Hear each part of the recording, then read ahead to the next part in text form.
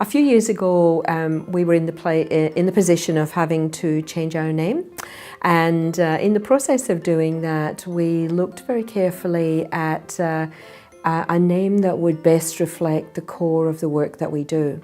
And as part of that process, we came across, or we were given a quote by a woman called Elizabeth Kamundia, and I'm going to read that quote to you because this quote underpins the name HomePlace. Issues of disability affect power relations in the most intimate of places, the home.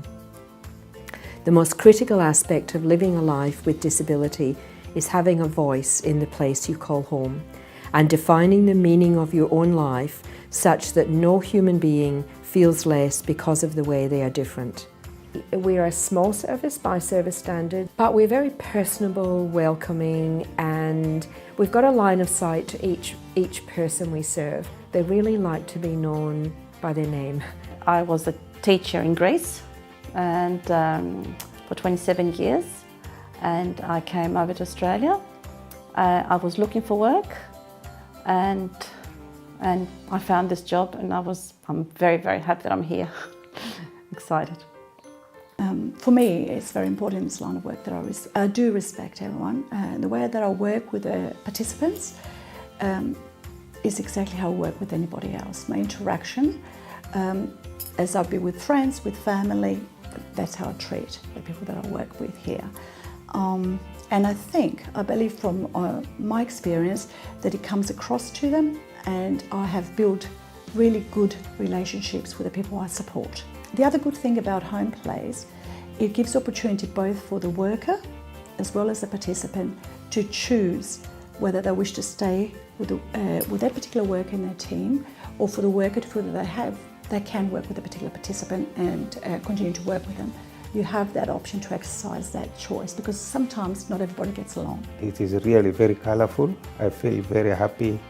The team I work with, the participants, the people we support, and everywhere I go is very lovely. Indeed, it is a colorful place to work. To get started in this business in terms of supporting and helping people, the number one thing is a passionate interest in helping people achieve their lives, get to their goals, and then you need some good people skills, time management skills.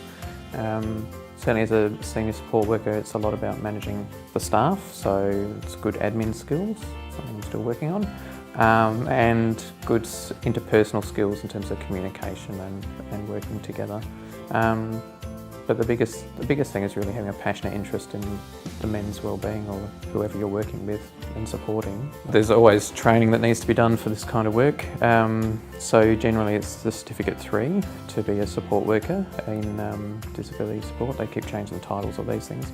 But for many people they enter because they've had a passionate interest, and then they've done a similar work in terms of their life experience. For many people, they would go out and they would get the qualification because they have an interest in this field. I had no idea what I wanted to do. I was working in retail and I hated retail, and a friend suggested that I would be good at doing disability support work. So I got in contact with HomePlace, with Shirley, and had an interview, and it just happened. And it worked for me. I went to one of my participants and we worked a day, and what we did, we made some custard and we looked around the garden and showed me his new trees. Some days it starts very early, usually about 7:30, and it finishes about 5 or 5:30. Other days it might start about 10 or 11, depending on who I'm working with. And I have about 10 participants, and they're all different. I take them to doctors, or I do some shopping. With some of my participants we go out for lunch, as there's a need for socialising. And with others we might stay at home and do some cooking, as they're wanting to learn how to cook. Working from HomePlace, I think what people can expect is a list on my part, and I hope on all the staff part, and I do see that around me, is building a very genuine relationship with the person who you support. a relationship that doesn't transcend a professional, but it does move. It's not a friendship, but at the same time, it's, do I have to go, when seen out in public, it's hard for others to judge that this is a support worker supporting a person. We've got a great bunch of support workers. We've got a lot of people who have the same values as HomePlace, which is really important, that we have that integrity and that we do want to make people's lives as good as possible, and that are here for the right reasons. They're here because they want to make a difference in people's lives, and are very flexible and committed and dedicated to the people that we support. But see each person as an individual, and they can work with a variety of different kinds of people with different support needs, and can be flexible to that individual's needs. So we've got a great bunch of workers, we're very lucky. What attracted me to working at HomePlace is the culture of it being like a home. It's like a family, it's a welcoming, warm place to be. Apart from service that they would normally expect, our staff and our participants can expect to be part of a family and to be part of a group that really values them for who they are. When we're recruiting people to work at HomePlace, we're looking for those who really care passionately about what they do. This is more than just a job, this is a profession, and it's about the people. If I was looking for a service for a loved person, I would look for what other people said about us. The NDIS has really changed the landscape of the way supports are provided to people who live with a disability, and for someone like myself who's been around for over 40 years, it's probably the biggest change that I've ever seen. And I started in this industry at a time where institutions were really the only support that were offered available to people. And the NDIS does put the power into the hands of the person with disability. They choose the organisations that they want. It's all designed to meet their goals and their needs as long as the support is reasonable and necessary. We've always considered ourselves and worked on a philosophy of person-centredness, but in many ways it's helped us to focus on that even more. So for us, we've helped the people we support, that we call our participants, to prepare for the NDIS and helping them to explore what they're wanting, what their goals are, what their aspirations are, matching that to what their support needs are, and then restructuring our services to meet the goals. For some of the people we support, they've had an increase in their packages under the NDIS, because before they really had a very basic survival package of support that really didn't in any way help them to live their hopes or their dreams.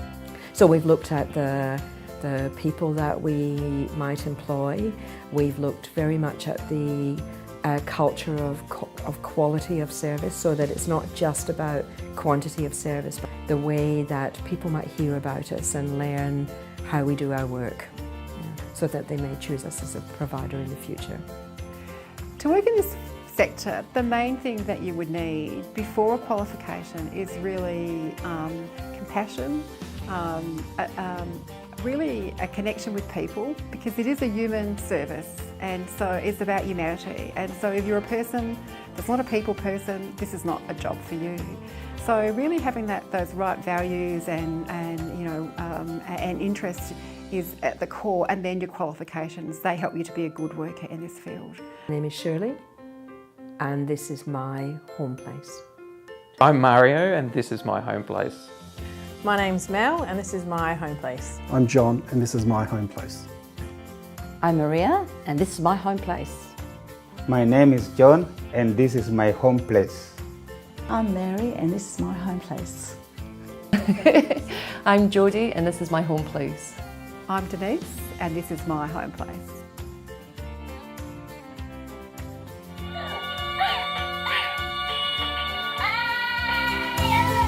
The team gave me this in the Secret Santa. Truly, it cheers me up non-stop.